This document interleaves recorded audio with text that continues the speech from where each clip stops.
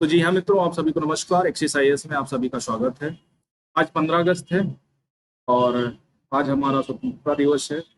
और 19 अगस्त 15 हम स्वतंत्रता दिवस के रूप में आप भारत स्वतंत्र हुआ था और हमने अपने काम स्वतंत्र रूप से यानी औपनिवेशिक सरकार से मुक्त होकर के हमने अपने काम स्टार्ट किए थे। तो आज का दिन हमारे लिए बहुत महत्वपूर्ण हो जाता है। और लोगों का कहना है कि हम सेना में तो नहीं है, हम पुलिस में नहीं हैं, तो हम अपने समाज की रक्षा कैसे कर सकते हैं। तो समाज की रक्षा करने के लिए कोई आपको सेना में या पुलिस में होना ही आवश्यक नहीं है। आप जो भी काम कर रहे हैं, जो भी व्यवसाय कर रहे हैं, पूरी ईमानदारी से पूरी तन्मयता के साथ करें, उसमें ईमानदारी बरतें और चीजों को अच्छी तरह से करें, तो वही आपके लिए देश सेवा हो जाती है। देश सेवा कोई ऐसा नहीं है कि आपको युद्ध ही लड़ना पड़े या आपको बॉर्डर पर बंदूक लेकर भी खड़ा होना पड़े। यही सिर्फ देश सेवा नहीं होती है। देश सेवा का मतलब आप अपने आसपास के जिस समाज में जीवन व्यतीत करते हैं, जिस समाज में रहते हैं, उसको और बेहतर बनाएं। पर्यावरण की रक्षा करें, जो हमारे नियम कानून हैं उनको माने।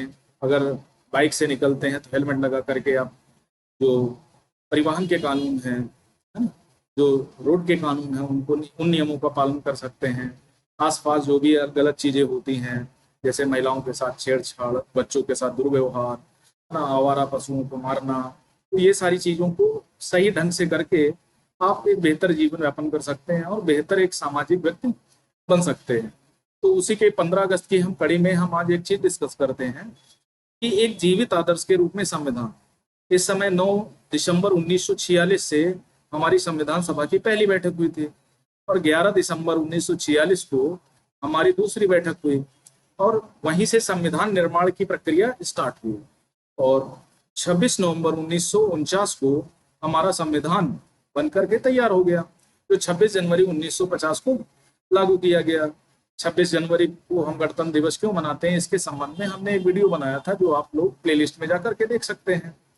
तो एक जीवित आदर्श के रूप में संविधान क्या कहना चाहता है? देखो, जीवन का अधिकार एक मौलिक अधिकार है।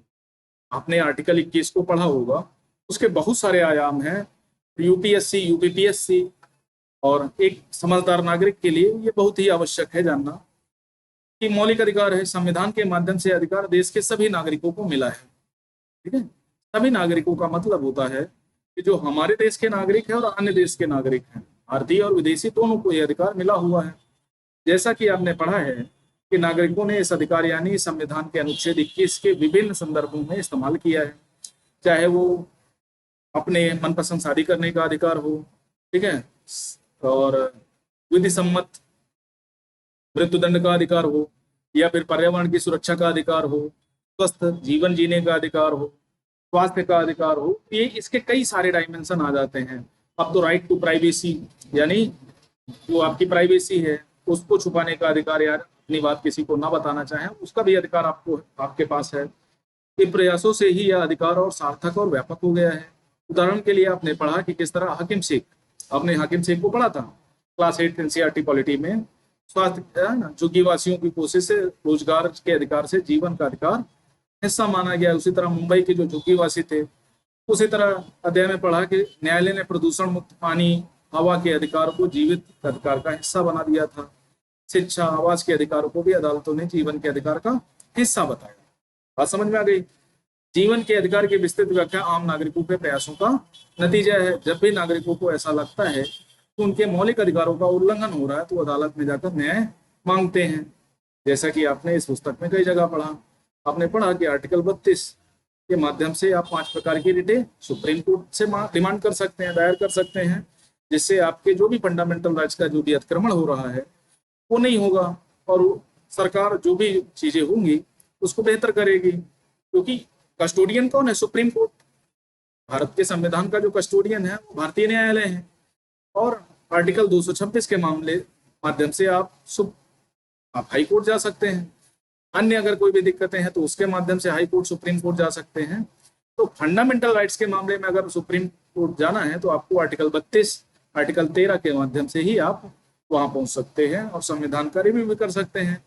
इन्हीं मौलिक अधिकारों ने नए कानून बनाने में, खास तरह से इनकी नीतियों को लागू करने में मदद की। जैसे सोशल जस्टिस में आपने पढ़ा था कि आपका जो आर्टिकल 16 है, 16 के तहत विभिन्न प्रावधान जो ऐसे वर्ग हैं जो पिछड़े हुए हैं, दबे कुचले हैं, उनके लिए, चाहे महिला हो, एससी हो, एसटी हो, ओबीसी हो, है ना, ईडब्ल्यूएस हो, सभी को क्या किया गया है, रिजर्वेशन दिया गया है कि वो समाज में अपना उचित स्थान बना सके।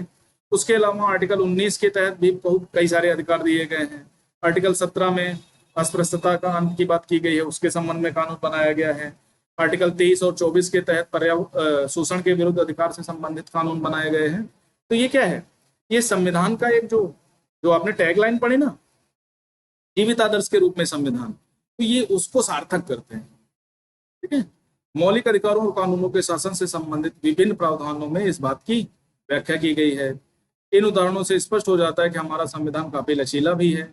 इसी आधार पर संविधान द्वारा दिए गए प्रतिष्ठा और न्याय के विचार में नए सिरे से उभर कर आने वाले मुद्दों की सूची का भी समावेश किया जाना चाहिए। यानी जब भी हम सोशल जस्टिस की बात करते हैं तो जो नए नए मुद्दे उतर के आते हैं, जैसे 2017 में राइट टू प्राइवेसी का मुद्दा निकल के आया, है ना, भूलने का राइट टू फॉरगॉटन का अधिकार आया, है ना, तो ये सारे अधिकार आर्टिकल 21 के तहत समाहित हो गए। यानी आपके स्वतंत्रता के अधिकार के डायमेंशन को और ज्यादा बेहतर कर दिया गया और ज्यादा बेहतर बना दिया गया, है ना। तो जो भी नए नए मुद्दे निकल करके आते हैं तो संविधान उनको कैसे टैकल करेगा। जो नियम कानून बनते हैं वो आज के लिए बने हैं, मान लिया 2 4 10 साल, लेकिन 100 साल बाद ये अपना काम कैसे करेंगे, तो इसमें क्या होगा, इसमें संशोधन होंगे। ठीक है, संशोधन होंगे तो उसको भी बहुत जटिल नहीं बनाया गया है। नॉर्मल क्या है, एक विशेष बहुमत की प्रक्रिया का समावेश किया गया है जिसके माध्यम पे संविधान में कोई नियम कानून का बदलाव किया जा सकता है। इसका मतलब ये है कि जो जीवित संविधान है, जो एक संविधान का दर्शन है, वो बदलाव की अपेक्षा तो करेगा ही। अब अगर मान लिया संविधान ऐसा बना दिया जाए कि कभी नहीं बदलेगा, जैसे हमारे धार्मिक पुस्तकें, उनमें हम बदलाव नहीं कर सकते, तो वो क्या है, कुछ समय के बाद एक मृत चीज बन जाती है, मृत प्राय हो जाती हैं। भाई, लोगों के हिसाब से और आने वाली समस्याओं के हिसाब से चीजों को बदला नहीं जाएगा तो क्या होगा, दिक्कतें होंगी ना। तो उन दिक्कतों में संविधान हमारा अच्छा खासा तौर तरीके से निकला है। उदाहरण से स्पष्ट हो जाता है कि हमारा संविधान काफी लचीला है और कहीं कहीं काफी कठोर भी है। इसी आधार पर संविधान द्वारा दिए गए प्रतिष्ठा और न्याय के विचार में नए सिरे से उभर कर आने वाले मुद्दों की सूची का भी समावेश किया जाना चाहिए। तो नई व्याख्याएं की जा सकती हैं। जैसे आपने देखा 1973 में केशवानंद भारती बनाम भारत संघ मामले में क्या किया गया, संविधान की व्याख्या की गई, है ना, और प्रस्तावना को संविधान का अंग स्वीकार किया गया और कहा गया कि प्रस्तावना का अपना कोई न्यायिक वाक्य नहीं है, कि प्रस्तावना को लागू कराने योग्य नहीं है, लेकिन प्रस्तावना के आधार पर संविधान में उसकी व्याख्या की में प्रयोग किया जा सकता है। मतलब जब भी संविधान में कुछ ऐसा फंसेगा तो उसको प्रस्तावना के अनुसार हल किया जाएगा। एक जीवंत दस्तावेज माना जाता है। जीवंत दस्तावेज कहने का मतलब कि आप चाहे जीवन के जिस आयाम में हो, चाहे जिस सन में हो, जिस टाइम पे हो, संविधान क्या करेगा, अपना ठीक तरीके से काम करता रहेगा।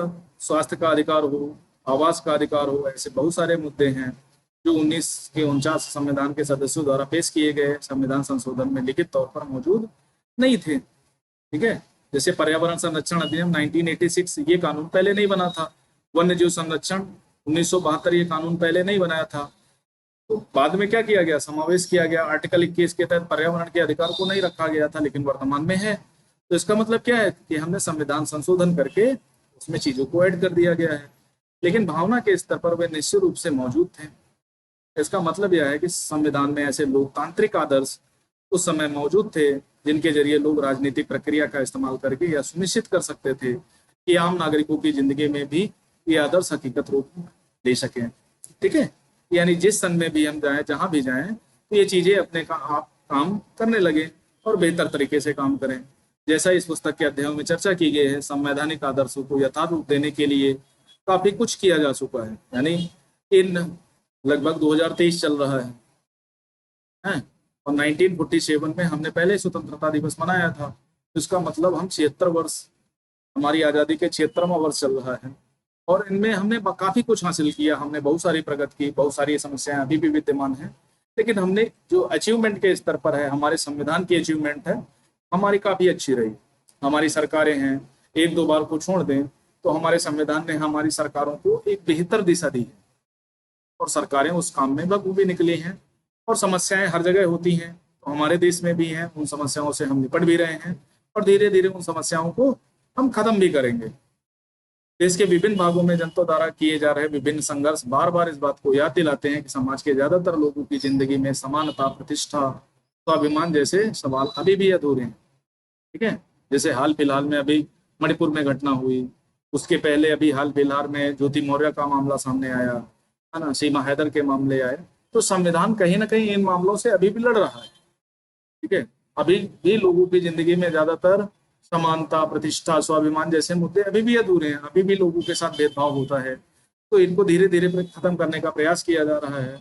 और एक प्रोडक्टिव अगर एजुकेशन लोगों को प्रोवाइड किया जाए, है ना, तो ये सारी चीजों को से बाहर निकला जाता है। अभी भी भारत में धर्म से, जाति के नाम पर दंगे, है ना, ये सारी चीजें होती रहती हैं। लेकिन इनका जो फ्रीक्वेंसी है वो उस तरह नहीं है जो पहले कभी होती थी। अब धीरे धीरे कम पड़ते जा रहे हैं, लोग समझदार होते रहे हैं, है ना, और लोग जो है उदारीकरण की भावना के ओतप्रोत हो रहे हैं। तो समस्याएं धीरे धीरे ही समाप्त होंगी। अभी हम 76 वर्ष के हुए हैं। ठीक है, यानी बुजुर्ग तो हो गया है हमारा संविधान, लेकिन बुजुर्ग उस स्तर पर नहीं हुआ है कि वो काम ना कर सके। अभी भी वो बेहतर तरीके से काम कर रहा है। और हमारे सुप्रीम कोर्ट, हाई कोर्ट भी बेहतर तरीके से काम कर रहे हैं। वर्कफोर्स थोड़ा कम है तो केसों की पेंडेंसी ज्यादा है। पेंडेंसी कम हो जाएगी तो चीजें अपने आप आराम हो जाएगी। लेकिन इसका मतलब यह नहीं कि आंदोलनों पर ध्यान नहीं दिया जाना चाहिए। इस पुस्तक के विभिन्न अध्यायों में हमने यह समझने की चेष्टा की है संविधान में कौन सी लोकतांत्रिक आदर्श दिए गए हैं और लोगों के दैनिक जीवन पर किस तरह असर पड़ता है। इसके पीछे हमारा मकसद है कि ऐसे साधन मुहैया कराना जिनके सारे आप आसपास की दुनिया को समझने बूझने का प्रयास कर सकें और संविधान के बताए रास्ते पर चलते हुए उसमें हिस्सा ले सकें। तो ये रहा आपका चैप्टर। कुछ संदर्भ बुक्स हैं जिनको आपको देखना चाहिए, देख सकते हैं, देख सकते हैं नहीं। आपको बेहतर लर्निंग के लिए आपको एनसीईआरटी बहुत सारा जरूरी है। तो आज 15 अगस्त है, आप खुशियां मनाएं। आज पढ़ाई कम भी करेंगे तो कोई दिक्कत नहीं, और चीज़ों को बेहतर तरीके से लेने की चेष्टा करें। अगर कोई पक्ष आप सुन रहे हैं तो दोनों पक्षों की बातें सुने और एक पक्ष के निर्णय पर ना पहुंचे। कभी कभी चीज़ें होती हैं कि आपकी समझ के बाहर हो जाती हैं और आप गलत निर्णय तक पहुंच जाते हैं। तो इस सेफ रहें, खासकर महिलाओं से रिलेटेड, तो अपने आप को सेफ रखें। और 15 अगस्त में क्या है कि आप बेहतर तरीके से आप रेजुलेशन लें कि आने वाले अगले 15 वर्ष 15 अगस्त पे हम और बेहतर तरीके से अपने जीवन का निर्वाह कर रहे होंगे। जिस काम को कर रहे हैं और जिम्मेदारी पूर्वक काम करेंगे। तो आज का स्वतंत्रता दिवस आपको मुबारक हो और मिठाई खाएं, खुशियां खाएं, खुशियां बांटें और लोगों को ज़्यादा से ज़्यादा खुश रखने की कोशिश करें। जहाँ भी हैं, जिस भी समाज में हैं, समाज को बेहतर बनाने का प्रयास करें, शिक्षित हों, शिक्षा दें। यही मेरी शुभकामनाएं हैं। तो आज के लिए इतना ही। Thank you very much. नमस्कार। जय हिंद।